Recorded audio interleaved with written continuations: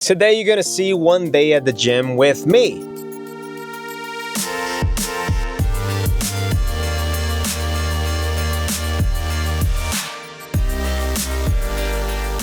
I want to show you what I normally do and what I normally think in one of my workouts at the gym, especially how I try to manage my injuries and try to work in specific areas of my body. Before we even start, subscribe in the channel and then you'll receive the notifications when any video comes up. And also like this video because it helps a lot to spread it all around and more people can see, so you can help my channel. Today's full body B.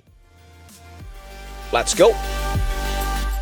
Starting with the unilateral exercises. My first one is the unilateral hip thrust. The whole idea here is to maintain my whole foot supported on the ground to provide enough stability to move up and down. I prefer to keep my other leg extended like this because it helps me with the balance. But the most important thing is having the full range of motion during the whole time. Also, I try to rely the least possible on the handles here so I can concentrate all the force and all the strength on my glutes. Otherwise, if I grip here, I can help it with my arms. And when I swap legs, the goal is to continue with the same pattern of movement. I confess that I have more difficulty on the left side, but this is why I don't increase too much the weight. This way, I can favor the full range of motion and the quality of the control, going all the way down, trying to push the hardest I can on the way up and holding for a little bit on the top movement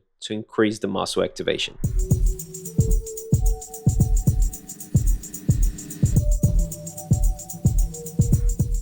And this one is one of my favorite exercises because it works on my gluteus medius like the abductor chair where you sit down and open your legs. But in this machine, I can stay standing in a squat position, which works my glutes as stabilizers in a more functional way, which is in a squat position when I'm running. I use this first repetitions as a warm-up and then I increase the weight. But the goal is to do the same with more or less weight. The whole idea is to control the movement and favor more range of motion. The idea with these two exercises is to increase my glutes activation, gluteus maximus with the hip thrust, gluteus medius with the standing abductor, preparing me for the next exercise, which is the hardest for me.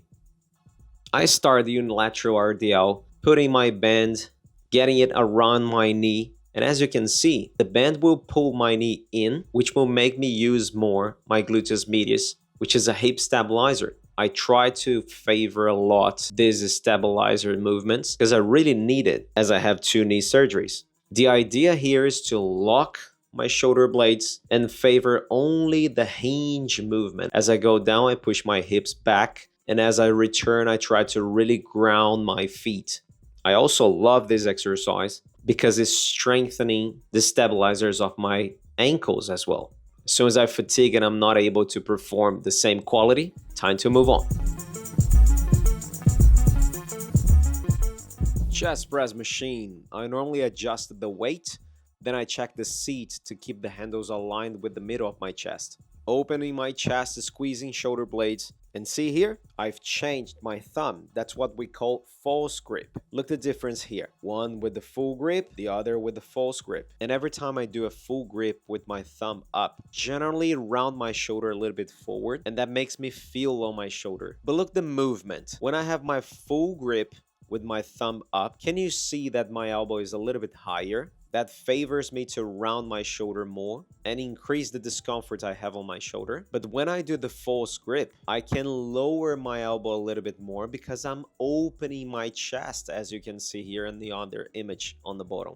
As I open my chest more, I increase the lengthening phase on the muscle, the stretching phase, to isolate the muscle a bit more. And I also increase the protection on my shoulder joint. But here's the catch. This grip, it's not as safe as the full grip with the thumb on. That is another reason why I prefer the machine, because I decrease the chances of a barbell hitting my chest. If the only option I have is to work with the barbell, I prefer to go lighter and really focus on the movement. But as I have the option to work with the machine, that's my choice. And my last exercise is also one of my favorites, overhead tricep extension. Trying to keep my elbows as close as possible as I do the movement up.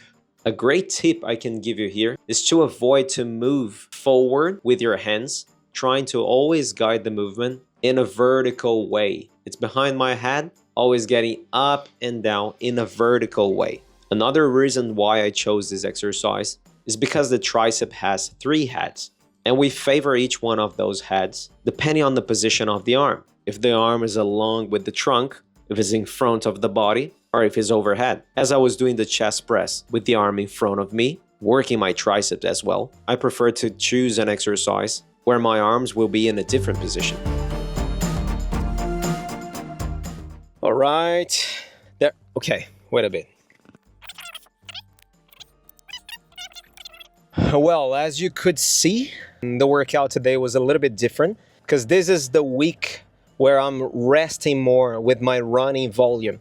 We were increasing my volume, and this week we're gonna do lighter volume, less volume, so I'm running less in total to let my body rest actively. And it was a coincidence because exactly in a few days before this week starts, I start to feel more on my right groin, which is a normal thing to happen when you increase volume for someone that may have some imbalances, and everything is new for my body. This is why I'm taking longer, so I can recognize the difference and I can address it. Then I decided to make a low volume as well here at the gym, and I'm working more with my stabilizers.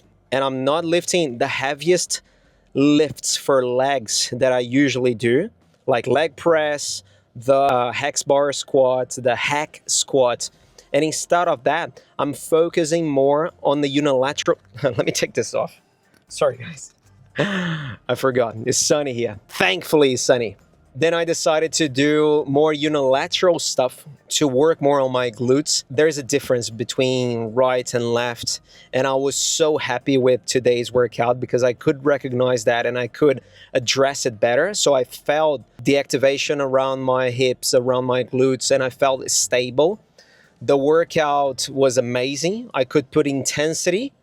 I could control the range of motion. I could control the execution. I love it. And I've done a little competition with another gym I work here in the Sunshine Coast, lift. And I did a few exercises that I'm not used to do. And that flared up the bursitis I have on this right shoulder. So I'm doing some adjustments as well. And I didn't do any shoulder exercise. I just did the heaviest workouts I could. Felt nothing on my shoulder, which is amazing. I could keep the intensity, and tricep as well was amazing. Love the workout today. It was very, very good. As you could see, I did some adaptations, and that's what the workout is about. You do the best you can with the energy you have. Particularly today was amazing because I could maintain all the weights I was doing on the upper body, and I could work and improve the movements I want to improve for hip stability. Didn't feel my groin at all. It's getting better with the decrease on volume, working more on the stabilizers. And that's how we do a preparation. Like we keep the plan, and as soon as we see that something is different than that can be improved, we address this straight away. Stay tuned because the next video will bring more about my routine in a running day. What I do, how I prepare, if I do some warm up, and you will see all the scientific approaches I use to get more stabilization and get some specific warm-up before I run, but also the real life of someone that has another type of work. If you forgot, that's the time for you to subscribe and like the video because it helped me a lot. See you next video.